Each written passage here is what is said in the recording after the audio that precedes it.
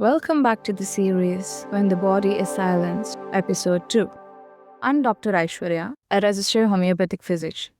Today's case is a very interesting one, and I'd like to thank the patient for giving consent to share her journey. Don't skip and watch till the end, it's gonna get really interesting.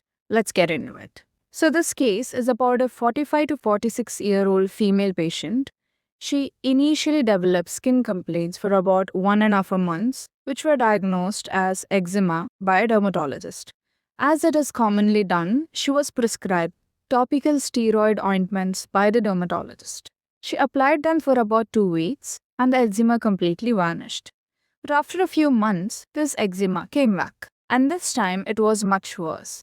Initially, the eczema was only on the thigh and elbow regions, but now it started spreading to the back and stomach area.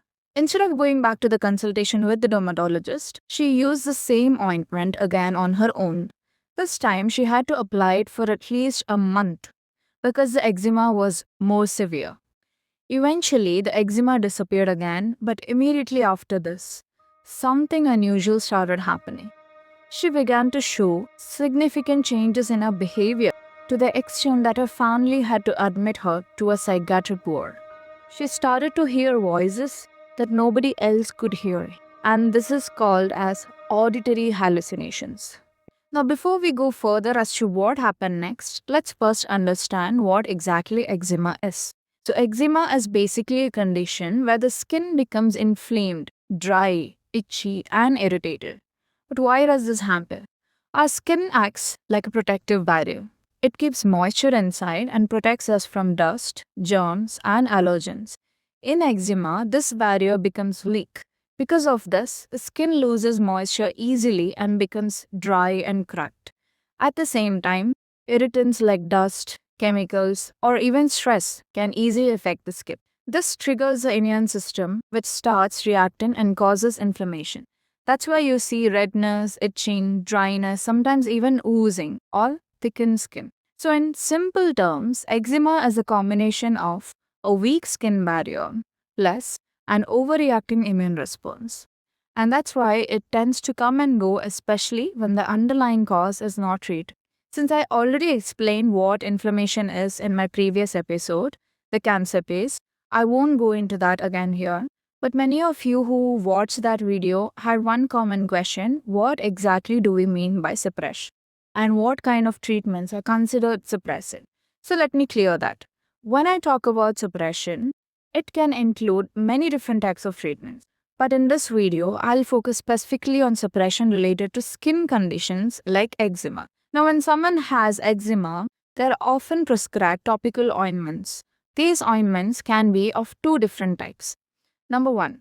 Some are meant to treat skin infections from bacteria and fungus. Number 2 are steroid-based creams.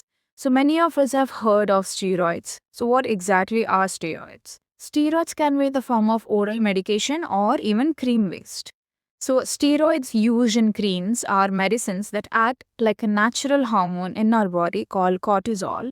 And this cortisol is something our body produces to control inflammation. Now, when you apply a steroid cream on the skin, it basically mimics the cortisol. It tells the immune system in that area to calm down. As a result, this reduces redness, itching decreases, and the swelling comes down. So very quickly, the skin starts to look normal again. But here's the important part. Steroids don't really fix the underlying cause. They mainly suppress the immune response in that area. You can think of it like this. It's like you hear a fire alarm, and instead of putting out the fire, you just switch off the alarm. The noise stops, everything seems fine, but the underlying issue may still be there. That's why in some cases, when you stop applying the cream, the eczema can come back again and sometimes even worse than before. And the same has happened in our case. With the repeated application of topical steroids, the visible inflammation on the skin reduced initially. However, her body was still able to respond. That's why when she stopped using the ointment, the eczema came back after a few months. So when it keeps coming back like this, it means the body is still reacting and trying to deal with the problem, which is a good sign. But in our case, during the second phase, when she used the ointment again for a longer duration, the response was different. The skin condition disappeared completely once again, and shortly after that, as I said, she started showing some behavioral changes. So, this is the stage at which her family brought her to me for consultation. When I first saw her, she was extremely thin. Her family told me that she had lost a significant amount of weight, especially after undergoing psychiatric treatment. But what struck me the most was her expression. There was no life on her face. She had a constant, almost plastic like smile, and she would look straight at me without any natural expression. I genuinely felt like I was looking at a dog. When I tried to speak to her and asked what was going through her, she simply said, "I'm fine, I have no problem." She was not able to open up or explain what had happened. At that point, I felt that her behavioral symptoms may have been controlled or altered, but not truly resolved. That's when her family shared more details. They told me that they had taken her to Nimans in Bengaluru, where she underwent psychiatric treatment for quite some time. So I asked them, how did she respond to the treatment? They said that initially she showed significant improvement, she was doing quite well, but after some time her condition started relapsing. And when it relapsed, it was quite severe to the point that they had to rush her again for the emergency care.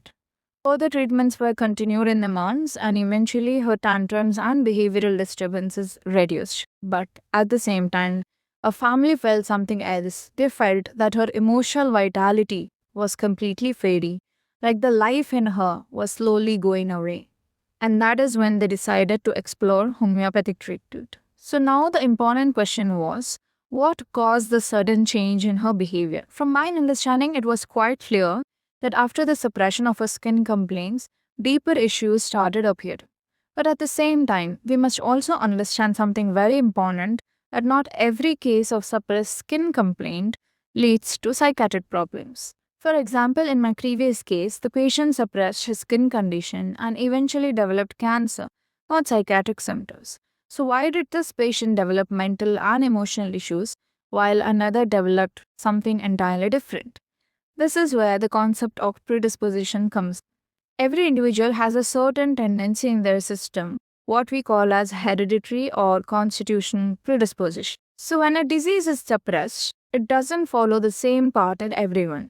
It expresses itself based on the individual's internal vulnerability. To understand this better, I explored her family history. Interestingly, there was no major psychiatric illness in her family, but I didn't stop there because sometimes it's not about diagnosed conditions. It's about personality patterns that exist over many years. So I spoke to her children and asked them, has she ever shown any similar tendencies earlier in life? And that's when her daughter shared something important. She said that her mother had always been a slightly anxious and fearful person. She would avoid new or risky situations and often discourage family members from trying anything uncertain. This was something the family had noticed for years. It wasn't a disease, but it was a pattern. And this gave an important clue. Because sometimes these subtle tendencies form the background on which deeper issues can develop later in life. So the next step was to engage the patient directly. Initially, it was very difficult. She was not opening up at all. But after repeated attempts, she finally said, "My neighbors are always shouting at me. They keep screaming at me, and I don't like." Immediately, her son interrupted and said, "Daughter, this is exactly how it all started." He explained that she would suddenly say these things, that the neighbors were shouting at her, talking badly about the family, and creating problems. At one point, they even stepped out at night to confirm, but there was complete silence. Till she remained very firm, she would wake up in the middle of the night and say, "Listen, can you hear them? They're talking something about us. They're planning something against us." This became very distressing for their family. They couldn't change houses because it was their own house, and the neighbors had lived there for years as well, so they tried a different approach. They took her to their village thinking a change in the environment might help, but even there, she continued to say the same things. At that point, I wanted to understand if there was any real past conflict. They said that many years ago, when they were younger, there were minor disputes over the shared passage of the land between the two houses. But in recent years, there had been no significant issues at all. I asked them where her husband was, and they told me that about 2 to 3 years ago, he had passed away in a bike accident. He was otherwise healthy, and death was completely unexpected. So, this immediately caught my attention because she is a person who is already fearful by nature. and suddenly her husband dies in a sudden accident, that kind of event can act as a deep emotional shock. So I wanted to understand how she processed. Her son said that she cried, grieved for some time, and then gradually she seemed to settle down, nothing very extreme on the surface. When I asked her directly, she could remember her husband. She also told his name correctly. And when I gently asked her what happened to him, because sometimes revisiting such events can reveal deeper emotional responses, so I had to be careful. And her answer was completely unexpected. She said, "My neighbor my husband did." That moment was quite striking. Even her children were taken aback. They immediately clarified that it was clearly a bike accident and there was no such involvement from the neighbors. But she remained firm. I asked her if she saw anything, why does she feel that way? But she simply said, "I know they have done it." At that point, it became very difficult to get any further clarity from her directly. There was no clear grounding points to continue deeper questioning.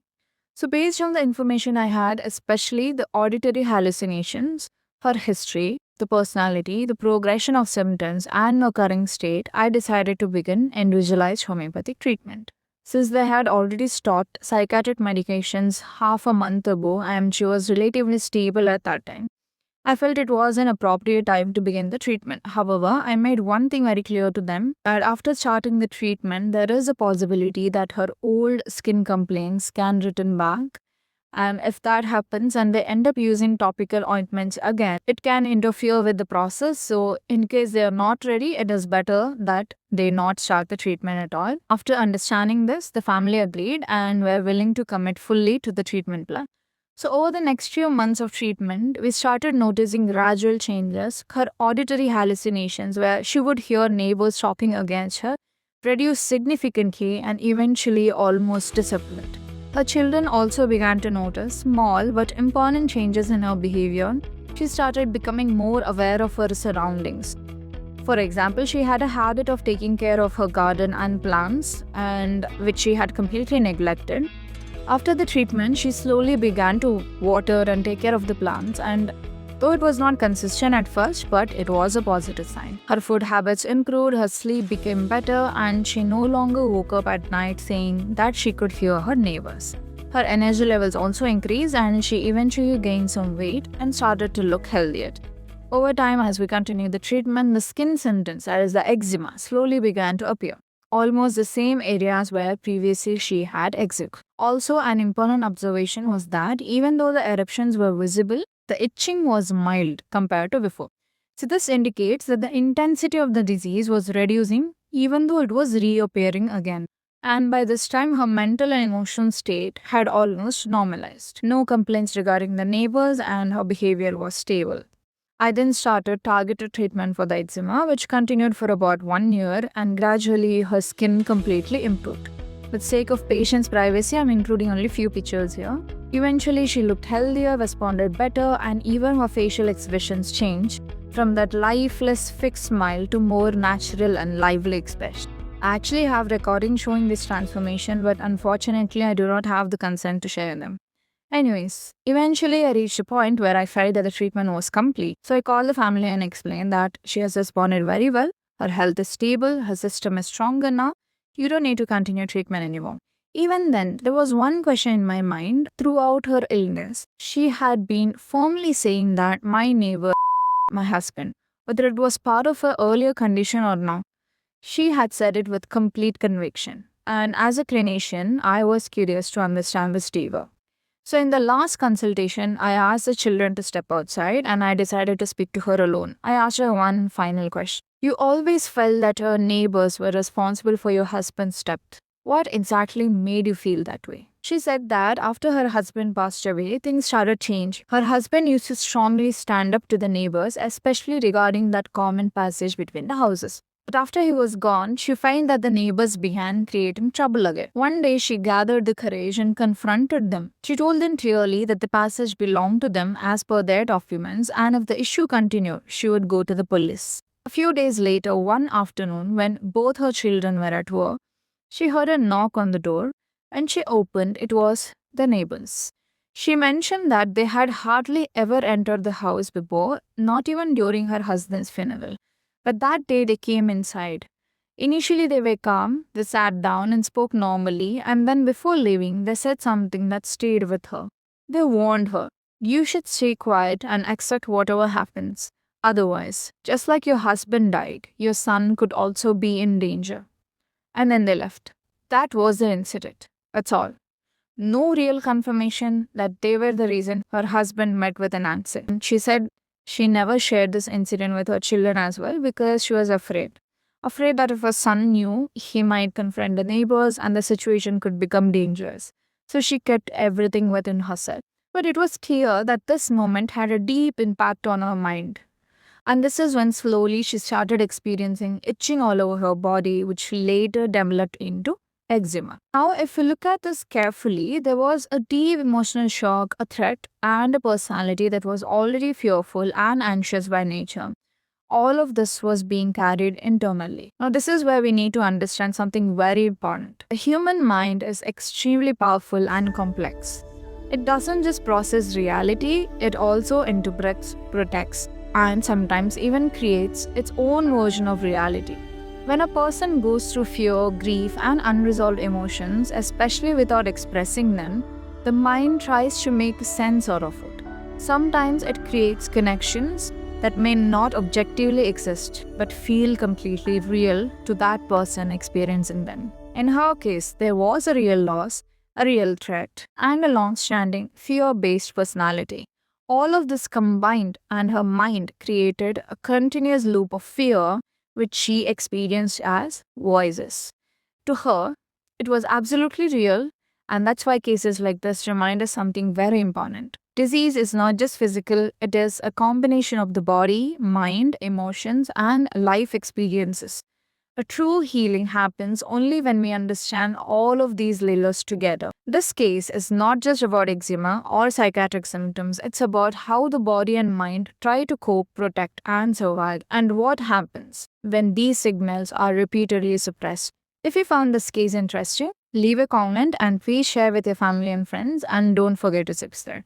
Do check out my other interesting case explanations. Thank you for watching.